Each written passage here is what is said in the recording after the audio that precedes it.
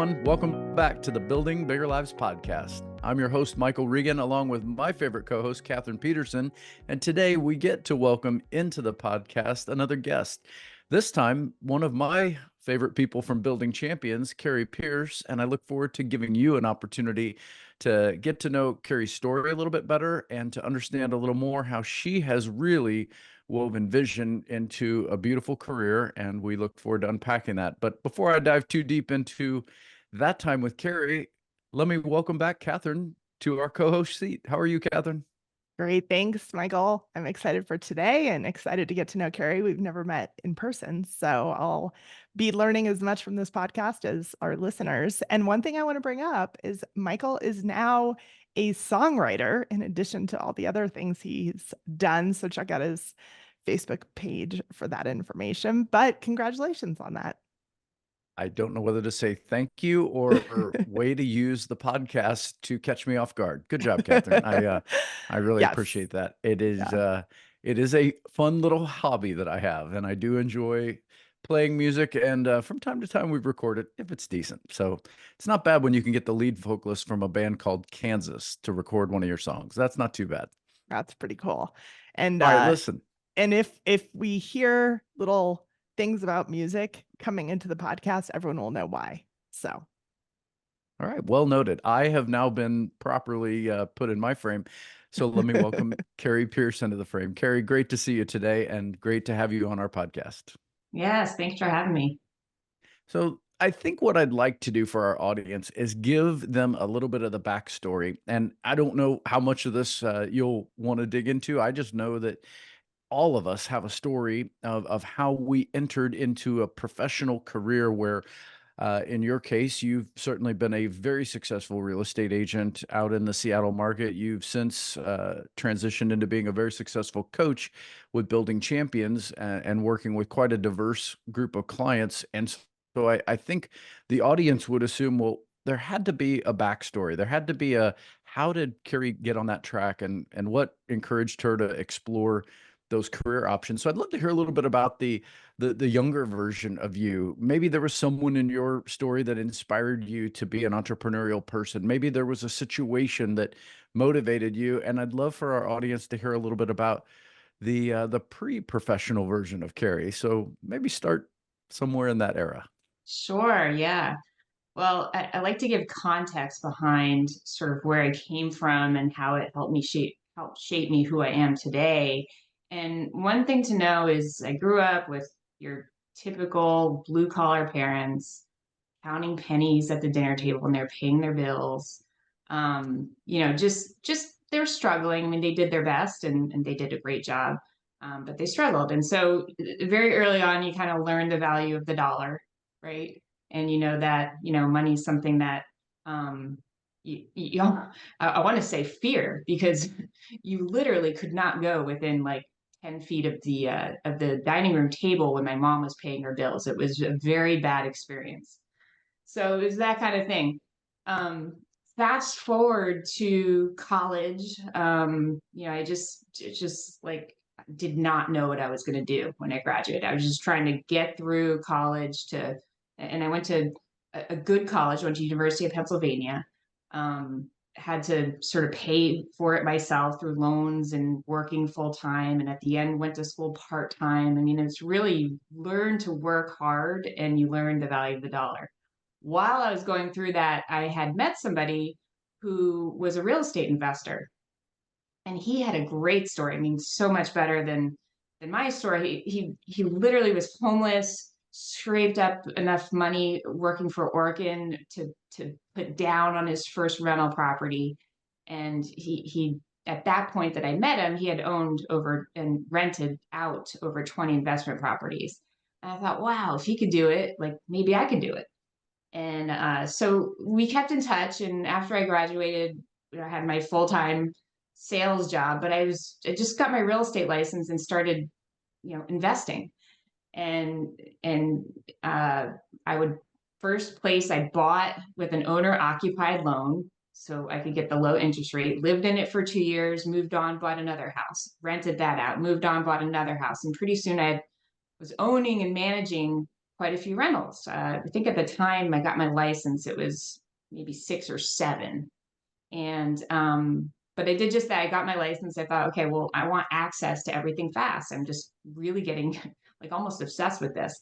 And after a while, just make a long story short, people started asking me to help them invest, and people started asking me to help them do real estate. And I was, before I knew it, I was making more money selling real estate on the side than I was in my actual job, and I just liked it more. So that's what I ended up doing.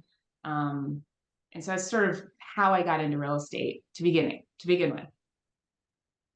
Okay, so that makes me curious. What was it about that? You mentioned a couple of sides of it. You had an opportunity to be an investor, which meant, I assume, you're managing properties. Were these commercial real estate investments? Were these residential real estate investments? What kind of mix of product were you managing?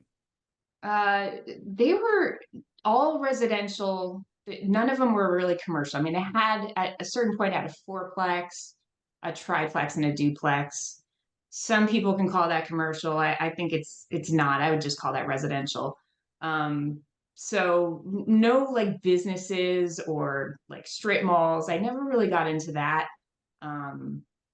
Yeah, so So everything residential. Catherine, I think we both know from the underwriting side, it would only take an underwriter to call some of that commercial, but we understand your point. That's all residential for sure. yeah. And question for you on that too. So what about as you started to build and you were starting to get some clients, how are you then showing them the value of what you were investing in and how to have them duplicate what you had done, and kind of explain that a little bit of that relationship that you built with them? Sure. I think it really just boils down to passion behind it, because when you say something, there's different ways to really say and position things. And you can say things in a way where it's, you're kind of interested in it. This is what I'm doing. Or you can say it in a way where, man, like everything in my being believes in this, and it'll just come across. And so I think it's it's partly like, hey, if she can do it, anyone can do it. I kind of had that for good or for worse. She could do it, anyone can do it. So I had that going for me. But the other thing is I was just really passionate about it. And, I had a way of just showing people the benefits because I believed in them. And you really have to have that belief behind it. Um, so I hear a lot of people in the mortgage industry talking about, how do I get them to see this? But you also hear like they don't actually believe what they want people to understand. And so, we always talk about beliefs and behaviors at Building Champions. That's just one example of that, right? So, So, Carrie, when you were working, it sounded like some other more traditional job, but this side hustle of a real estate business started making a little more financial sense. What was the draw to pursue that professionally? Because a lot of people will keep their real estate business as a side hustle. They'll keep it as a hobby, even if it is lucrative. Something in you saw that as a larger career step, and I'm just curious, what drew you that direction? Was it freedom? Was it curiosity? Was it why not me? What were the drawing factors? yeah, I think, finding what you love. I mean, every time I walk through a house, just loved seeing all the new houses. Every time you talk about people or talk to people about the real estate, um, whatever their goals are, or whatever they're trying to achieve, or whatever their story was within real estate, I was just everything about it I was drawn to. And when they say find, do something, find and do what you love. I mean, it was just sign after sign. At a certain point, I was really irritated that I had to go do my regular 9 to 5 because I had so much real estate work to do. It was just holding me back. Whenever you move on from one career to another, I feel like there's a push and a pull, right? And so the push was, I wasn't really loving my current job, right? And the pull was just this draw and the opportunity and just finding out, like, you know what, that's what I love to do. I'm going to do that now. So when I think about what you just described, there's a moment where you've made that transition and now you are running a real estate business, but you've never run a real estate business before. Were there mentors at that time that helped shape a sense of how to do this? Or were you just one of those people who said, I'll figure it out? Yeah. Well, it's a lonely business, isn't it? I mean, everybody's alone. And I think that so I think people in the mortgage industry understand like it is kind of a lonely business, but you're a little more cohesive and you reach out to one another more, I think, than realtors do with best practices. And I think Mm. there's a certain degree of both, but realtors especially are just so competitive and they just don't want to share. And so really I had to just kind of find my own way, and I'm glad I did that because I didn't necessarily want to do it the way that a lot of the other realtors did it. So I ended up reading, somebody put a book in my hands, Dale Carnegie, How to Win Friends and Influence People. Everybody knows it, it's timeless. A lot of people have read it, but I glued into that book and used it like my business Bible. I literally wish I brought it here, but it's literally falling apart and held together with lots of different types of tape over the years because I read it all the time. And I live it and breathe it at this point, and it's helped me coach actually at this point. Um, but yeah, somebody put that book in my hands, and that was what I used to guide everything I did. It provided me with my vision, and part of my vision was to lift other people up and make everybody else feel important and like they really matter. And they do, not just make them feel like it. The big thing in the book is sincerity. So it takes a lot of thought to be sincere. So, Carrie, I love to hear about that because it's amazing when people can dive into a book and really implement it. And that's, I think, what probably makes you different than a lot of people. But then in addition, boy, we see that competitive piece so much, especially on the real estate side, also in mortgage, but especially in real estate. So then how did you take that book and what you had learned about connecting with people to help build your agency? Because it sounds like you brought in other agents really effectively in order to build your business. My approach was very much a team approach whereby everything I was doing, I would just be open to sharing with other realtors if they wanted it. Um, if there's a lot of favors behind the scenes realtors ask of one another, like, hey, can you just tell me a little bit about that transaction to help me with my market analysis for this other one? And you don't have to do it. You don't get paid for it. You just don't have to do it. Or hey, can you let my client into this property? And I was just a giver type, and so I just wanted to help everybody. And so and not that I was doing everything exactly the right way. It was just kind of like, this is what I'm doing. In case you're curious, I don't know if it's the right way to do it, but we can all learn from each other. So why don't we do so? So it was just that was my approach, and I found that my network of realtors that were also friends and just people that trusted me was growing and growing. Doing things that way, where you're making everyone, including other realtors, mortgage professionals, everybody in the business feel incredibly important and like they matter to you.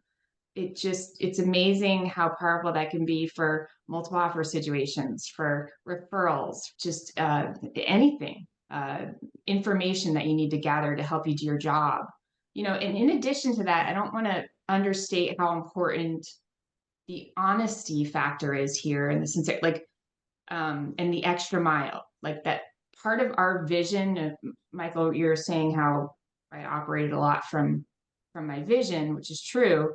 Part of that vision was operating with complete honesty with your clients. I mean, you really want to treat every client like you're like with the kind of advice and care that you would treat your mom, helping your mom find a home or sell a home.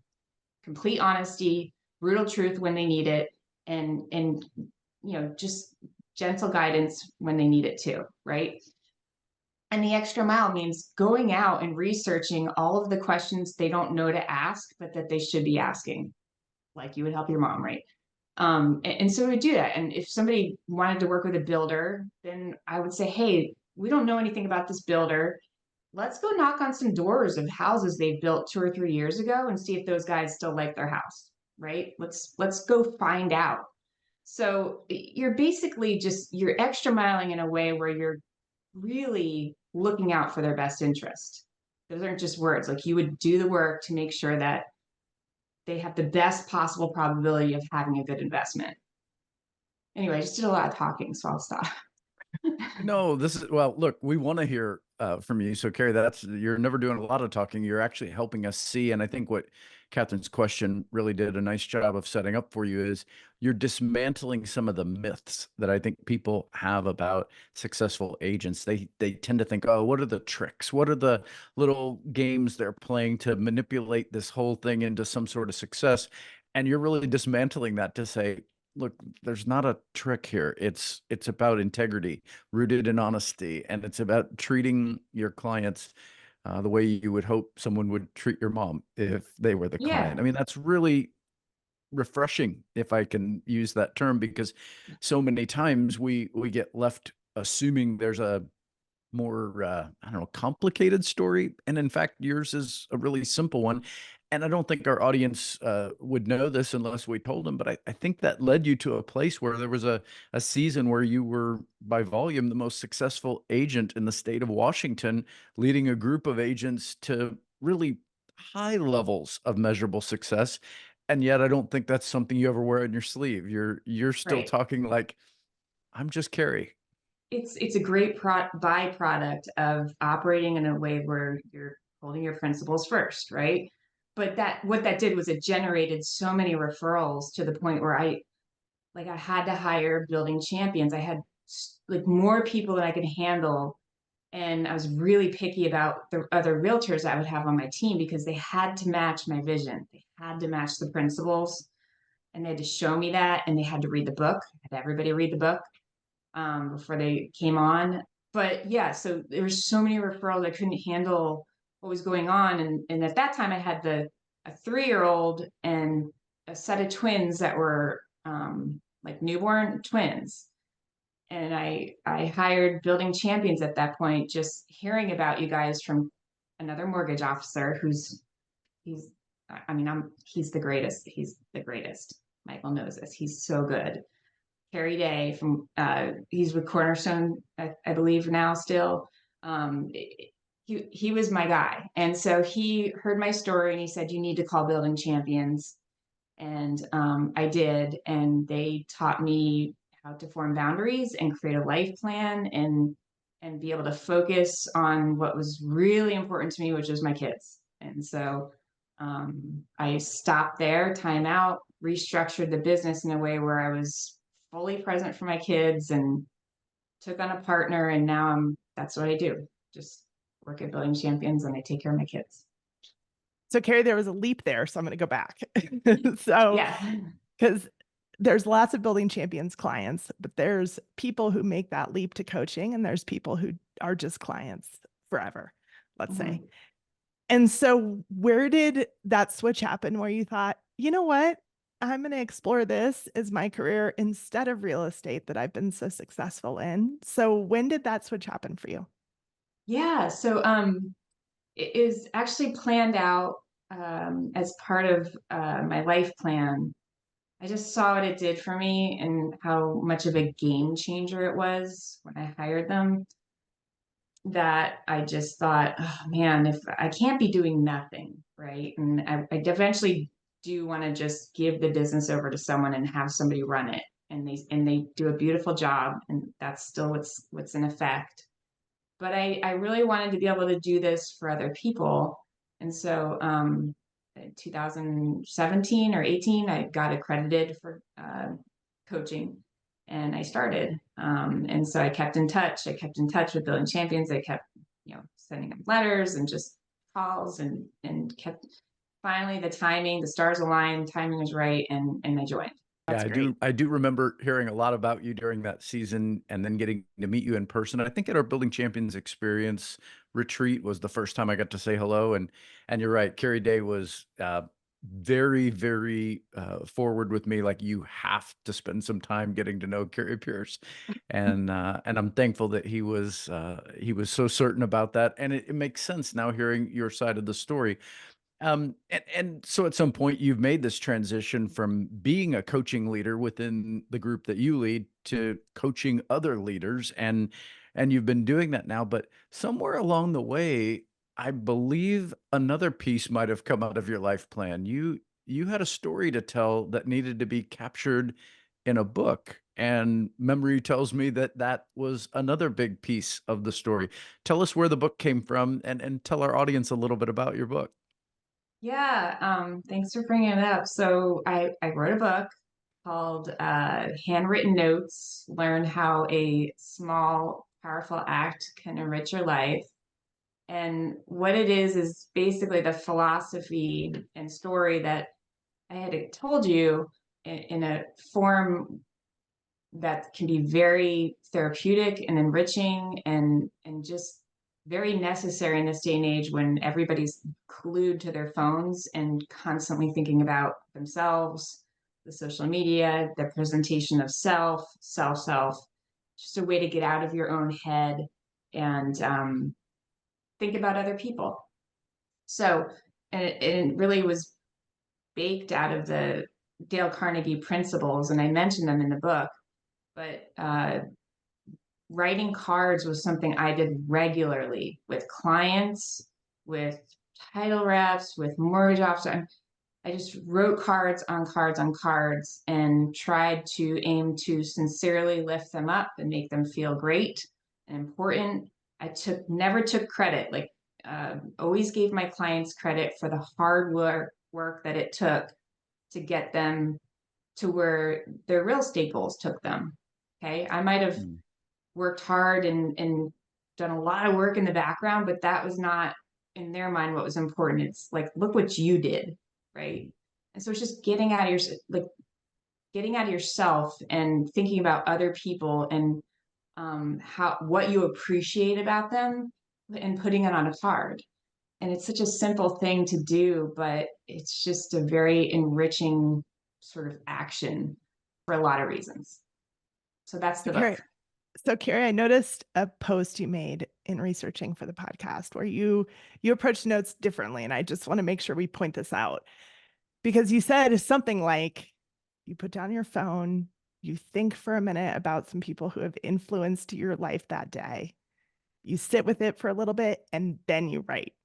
And that's, I think, a different approach than, oh, I make a list quick of who I want to send a card to. Okay, great. I'm sending cards to these 5 people. And that's a different intention than Mhm. that post. And I was like, oh, that's a really good way to look at it. So I just wanted to point that out because I thought it was a great perspective on writing notes that maybe we haven't heard before or seen before. Yeah. And with that, how are you now bringing that forward into what you're doing today as far as, hey, how am I sitting and influencing those people that I'm coaching in that same way?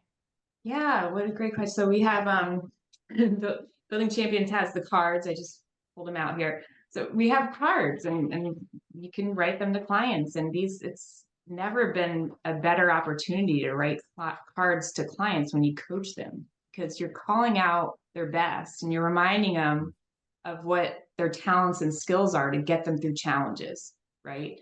And they don't have many people in their lives that are treating their goals with a high level of importance.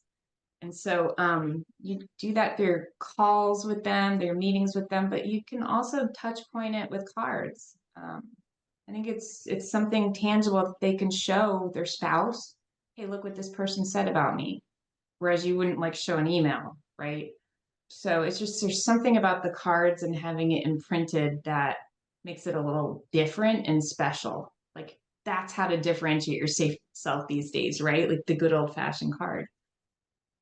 Yeah, it's a beautiful picture, Carrie, and Catherine probably knows this, but you know, back in my office in Phoenix, I keep a box. It's a I don't know a decorative box. My wife picked it out for me, but it houses all of the handwritten notes that I've received, probably over the last 25 years. And the reason I've kept them is simply because it's a gift that keeps giving. every once in a while, I'll randomly just pull a card out of that box Mhm. and reread a note that could be 10 or 20 years old at this point, and it's still a reminder that those thoughts that that person expressed mattered at that time. They mattered to them, they mattered to me, and it's a reinforcement, for me in the present sense to keep doing what I'm doing, to keep having intentional impact on people's lives, and it's amazing, it really ends up impacting as the recipient, me. It makes it buoys my spirit at a time in which